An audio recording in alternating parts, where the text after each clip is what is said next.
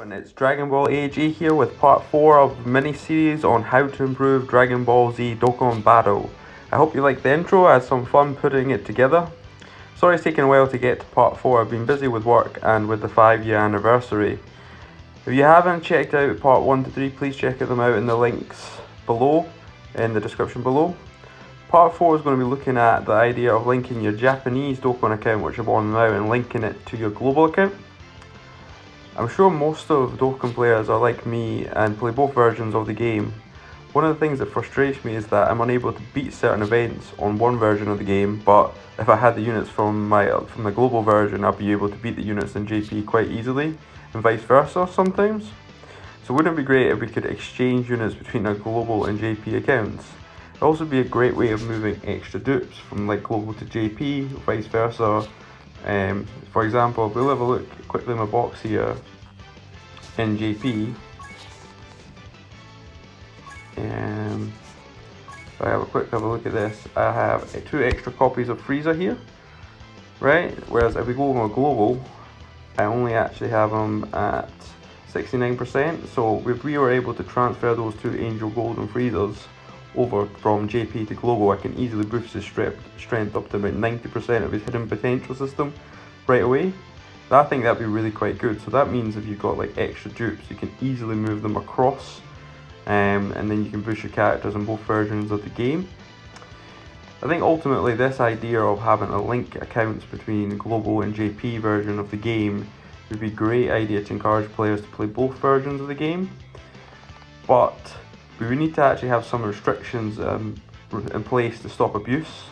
So the first restriction is the obvious one here. You can only actually exchange units that are in both versions of the game, or else it just systematically won't work, because then you'd be having to have like Japanese language units in the English version, and it wouldn't make much sense. But this could be a way of, you'd linked accounts, it could be a good way of actually bringing the 2 games to be releasing units at the exact same time and following the same timelines, rather than the time gap that's kind of between JP and global, which seems to vary between 2 to 3 months to like 6 months for certain units, for the difference between they're released on JP and when they're released on the global version of the game. The other big problem you have by doing this is you run the risk of potential people using farmed accounts to get the latest units and then transferring them all over to their main account. So to stop this from happening, they would have to put in a restriction of only 1 pair of accounts can be linked once only. So you can only link your global account and your JP account once. Once they're linked together, that's them linked forever. You can never break that link. And again, just to reiterate, that is just to stop people from buying farmed bot accounts with like thousands of stones on them, getting the main units from these thousands of stones, and then transferring them over to their main accounts. Overall, I think this would be a good idea because it will help a lot of people with doing events on either side of the game, and it also make you feel like you more value from playing both versions. So this might encourage people to actually like spend on both versions. So if you got like better luck on JP, you might start spending stones there. If you got better luck on global, you used to be spending stones there, and then you can transfer between the 2.